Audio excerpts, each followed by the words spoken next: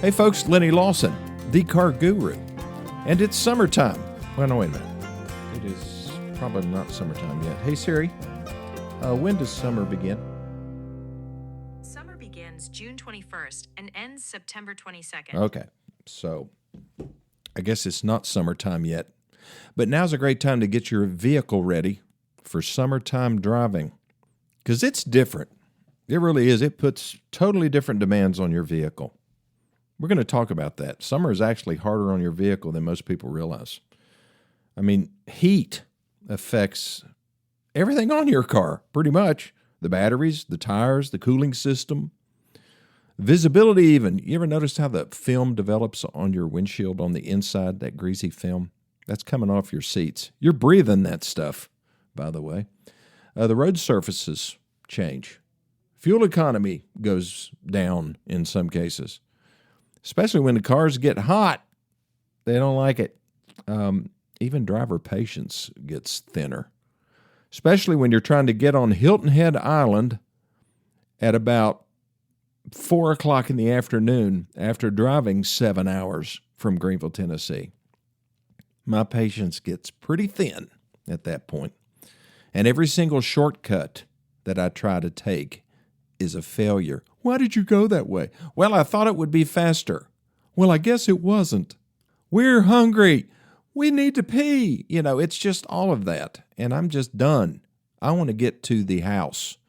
And once I get on the island, I still have to go about 15 miles. I can't win.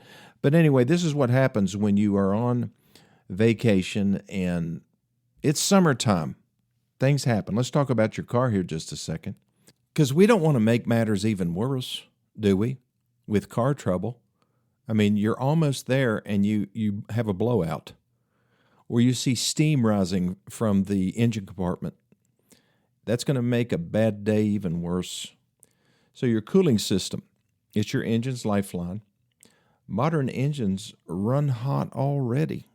There's a lot of extra demands on them, and summer heat plus if you're driving through the mountains or you're just in really, like you're in the midst of South Carolina and it's 95 degrees outside, it causes problems. And one weak hose, old coolant, a fan that fails, all of them can leave you stranded. So, your radiator, your thermostat, your water pump, your cooling fans, your overflow tank, all those things need to be checked by whoever is servicing your car before you go out of town. And if you just go to a oil change, one of those fast places, they're not checking all that stuff. Many times you have to request it, and that's not their expertise. They drain oil, screw on a new filter, and fill oil. That's about it. And charge you too much for that. So go to the dealership that sells the brand of your car. Tell them you want a full inspection done on your vehicle. You're getting ready to go on a vacation, and you don't want any breakdowns, especially in the cooling system. So that's something you definitely need to pay attention to. Also, your tires in summer heat. Hot pavement dramatically increases tire pressure. That's why you see a lot of blowouts along interstates and places like that. For every 10 degrees of temperature increase, the tire pressure increases a couple pounds. So you want to make sure that your tires are not underinflated, because that makes them get hotter. The center of the tread doesn't touch the road as well. You don't have as good of a contact patch, and it wears your tires out on the outside edges when you have underinflation.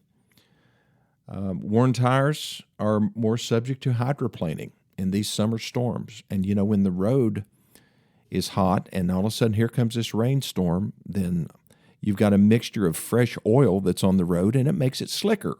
You knew that, didn't you? Of course you did. You may have forgotten. That's why tire tread depth matters. Tire age matters. If your tires are over 7 years old, you're riding on borrowed time, especially when it gets really hot. Let's see what else. Summer travel checklist. I wrote this down. I thought these were some things you just need to make sure are right. I don't care if you had your oil changed 1,000 miles ago. don't you think it would be wise to raise the hood and pull out that dipstick, wipe it off, put it back in, pull it back out again, and check the oil level before you go on your trip? It should be at the full mark, not half full, and definitely not low.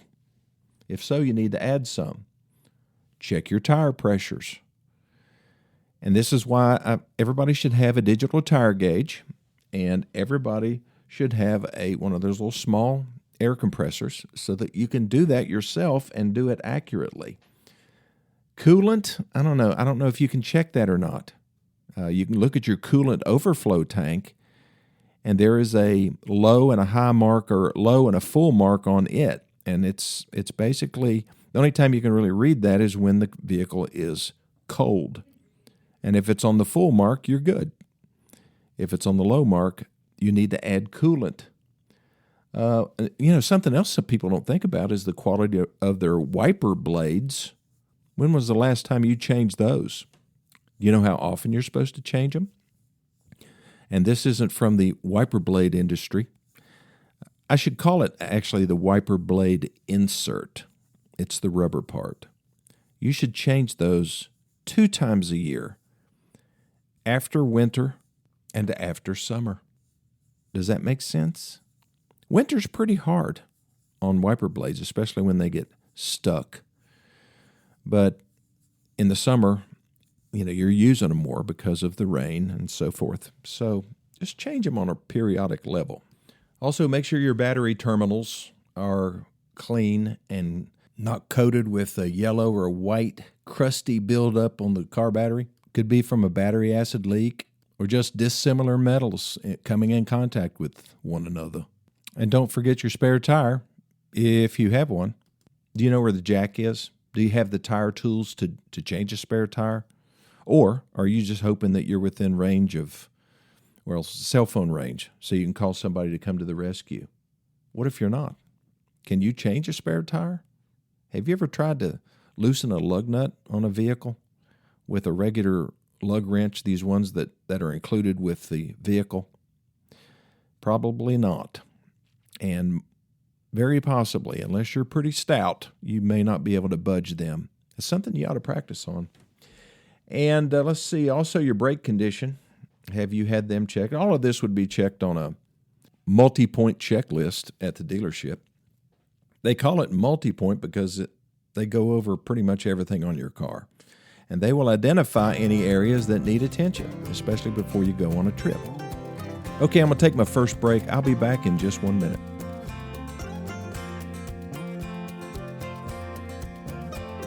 Okay, I am back. One thing I want to make sure of, especially going to Hilton Head, South Carolina, is the air conditioning is going to work. If you've noticed that, throughout the spring, that your air just isn't quite as cold as it normally was, well, it's probably because the refrigerant that they use has seeped out of the system. You could have a slow leak, and you need to take it in and get that recharged. They can check that when you go in for service to make sure that your system is full of refrigerant. They used to call it Freon, and now it has just a bunch of letters and numbers. But air conditioning is quite important when it gets really hot, especially for the passengers, the complainers in the back seat. When it comes to driving, some of those storms are pretty wicked in the summer. The first 15 to 30 minutes of a downpour are the most dangerous times because that's when the road surface is the slickest. Oil rises from the pavement. So definitely slow down when you see a storm. I just can't believe how fast some of these people will blow by you, even 18-wheel trucks when you're on the interstate and it just started raining. I don't know whether they have a death wish or they just don't care or don't think about it, but it's a problem. Now, as far as long-term care of your vehicle, UV damage is one of the biggest causes of dashes to crack and interiors to fade. And I've got a good friend who uses one of those windshield covers or dash covers to protect the interior. He says it keeps it cooler during the day. Maybe it does. But this will also protect your interior. And if you've got expensive leather seats in your car, once a year you should probably put some type of conditioner on those seats to make sure that they are nice and moisturized so that they don't start cracking. As far as your paint protection film is a good way to protect it, as well as ceramic coating. These also make the car easier to wash, but they are not cheap.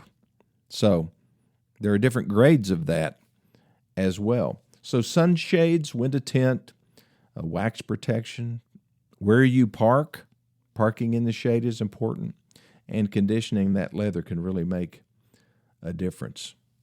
Now, if you are towing, which a lot of people do with their campers and their trailers, pulling lawnmowers just all over the place. I saw a guy pulling a lawnmower the other day. I passed him. He had, it was 2 lawnmowers in the back on his trailer. Neither one of them were strapped down. Now, I know that is against the law, but he's probably going around mowing a bunch of yards, and he doesn't have time to do that. Just imagine if he were to hit somebody, and they tend to drive pretty fast too because they're trying to get from one yard to the other. And if he were to hit somebody, those lawnmowers become very heavy projectiles. I've never seen that happen, but I can imagine it and how bad that would be. So if you're in the lawn mowing business or you're towing something, maybe a lawnmower or something heavy, strap it down, please. Now, when it comes to towing, the same things apply. One of the things about towing, though, is it can be very stressful on the transmission. And a lot of people put transmission coolers, which takes the fluid out of the transmission, not totally, but some of it. It circulates through a tube that goes in front of the radiator, then cools, then comes back to the transmission. It's a good idea if you're going to be doing a lot of towing. And get your brakes inspected. Make sure you have adequate thickness of the pads and the shoes if you have rear drum brakes. But you need a trailer brake controller on your vehicle, especially if you have a trailer that has trailer brakes, because it makes a huge difference when it comes to stopping a very heavy load. We've got a Ford Maverick out here on the showroom floor. It's the larger engine, 2.0 liters. It is not a hybrid, but it has a special trailering package on it, which includes a 2-inch receiver hitch, and it's got a trailer brake controller mounted on the dash. It's already pre-wired for all of that. So all you have to do is buy a trailer that has trailer brakes and plug it in. Make sure it doesn't weigh more than 4,500 pounds, however. I've always thought about the fact that it doesn't matter as much how much you can pull. What really matters is how much can you stop. Because if you have a panic stop situation, let's assume that you got your lawnmowers tied down, then you're going to be able to stop if you're not pulling too much weight and you have adequate braking capacity. Too many people will go out and buy some type of utility trailer, load it down with too much. It could be mulch for that matter, and then hook it up behind their small vehicle, their small little SUV, not looking up the trailering capacity of the vehicle, which is only 1,500 pounds. They're trying to tow 4,000 pounds, and then they hit their brakes and they don't realize why they can't stop. That problem is easily solved by knowing what your trailering capacity is of your vehicle, and in order to meet that trailering capacity, do you have to have a brake controller? And then you have to be concerned about what the maximum tongue weight is that your hitch can stand. Like, for example, I know that a Nissan Frontier has the capacity to pull my big 34-foot long travel trailer. It can pull it. The towing capacity states that it can handle that much weight. But how much tongue weight does my trailer have? How much weight does it bear down on the hitch itself? I looked at it on the hitch. It's 850 pounds. I looked on the truck. What's the maximum tongue weight that it can handle? 650 pounds. I'm not using a Nissan Frontier to pull my travel trailer.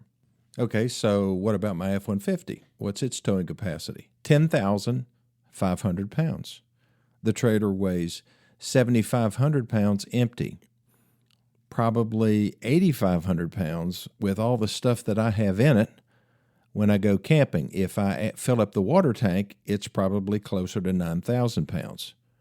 Should I use my F-150? Well, according to the trailering capacity, I can, but the general rule of thumb is this. You should never tow more than 70 to 80% of your maximum towing capacity. The maximum towing capacity should be viewed as an occasional use. So, if you have the right kind of hitch, you might consider 85%. But if I were going on a long camping trip, like I was going to be pulling cross country, I would not pull it with my F-150. I'd use an F-250. I'd borrow one off the lot. I don't want to drive an F-250 every day just because the ride quality isn't near as good and it sits a little higher than my F-150 does. And so the F-150 is perfect for me from an everyday use, and it will tow my camper if I want to go 80 to 100 miles. It's fine. But if I'm going cross country, I'm getting a 250 or I'm getting a lighter camper. One or the other. Okay, I'm going to take my last break. I'll be back in just 1 minute.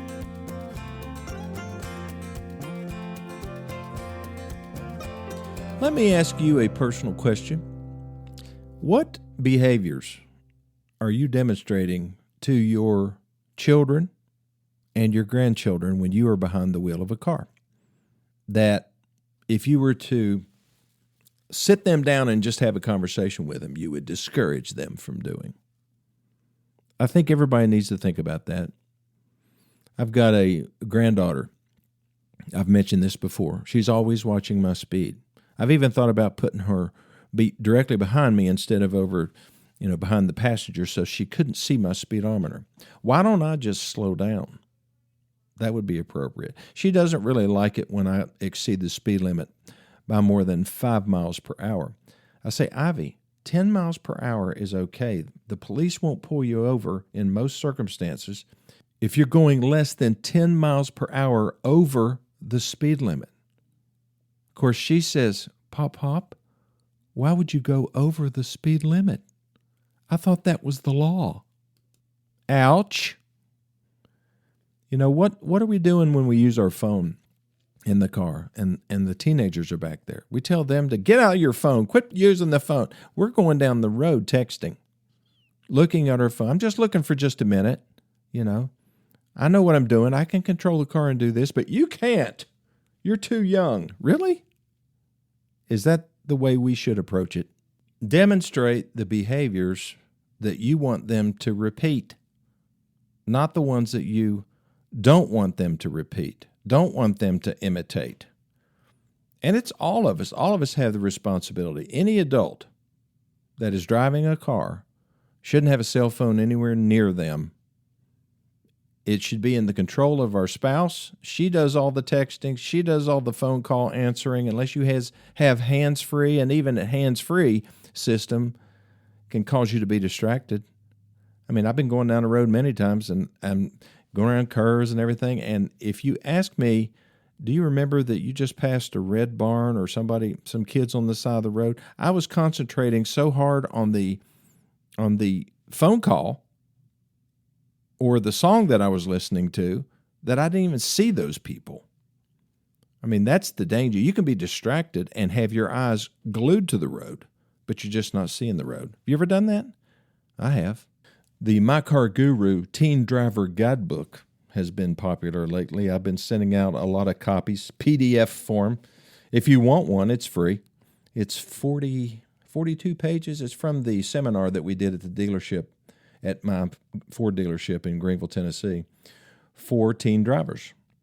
No, we didn't get out in cars and drive a bunch of cars. We talked, and we demonstrated how cars work, what to do in a lot of different emergency situations, how to handle the inevitable situation when you get pulled over.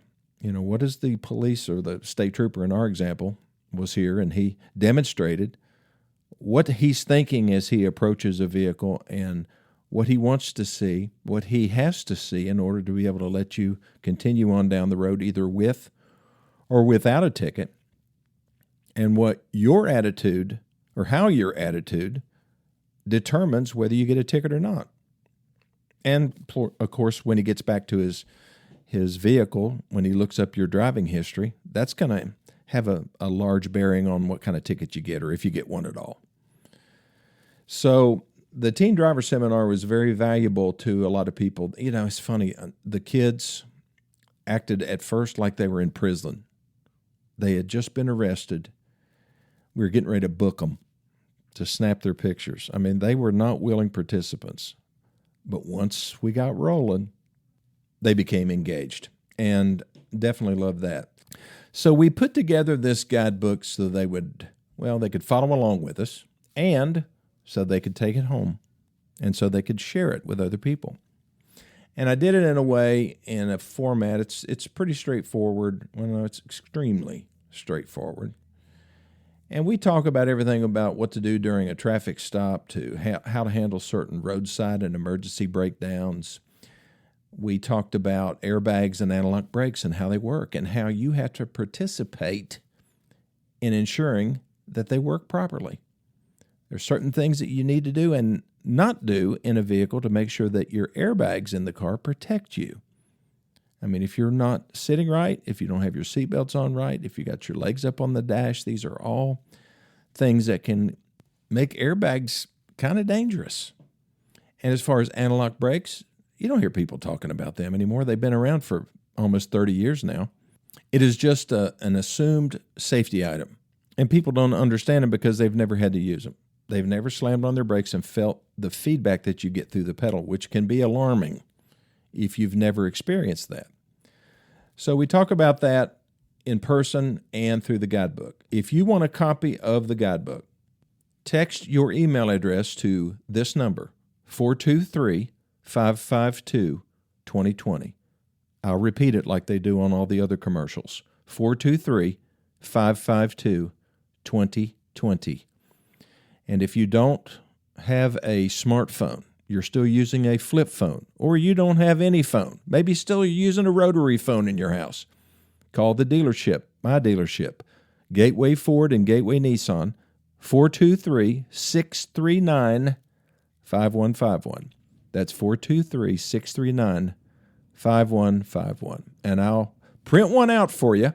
Make sure you give Mia your address, your mailing address, name and mailing address, and then it's up to the U.S. Postal Service, isn't it? And I think it's important that you have this in your hands. Do your teenagers want to read it? Probably not. And do they want to read anything that you give them? I didn't want to read anything my dad gave me, unless it was a Sports Illustrated. But you know, sometimes we just have to do things that they don't want us to do. And they don't want to follow directions very well. So you sit down at the table and you force the situation. And you go over it together. And you sit in a car in your driveway. And you show them where everything is, where the jack is, where the spare tire is. You show them how to inflate their tires to the proper air pressure and where you get that number. You know, you show them how to jump start a battery the right way. This guidebook will tell you how to do all that. So if you have any other questions, don't hesitate to reach out to me. 423-552-2020. That's my cell phone, the only one I have. Well, thanks for listening, and I'll see you next time.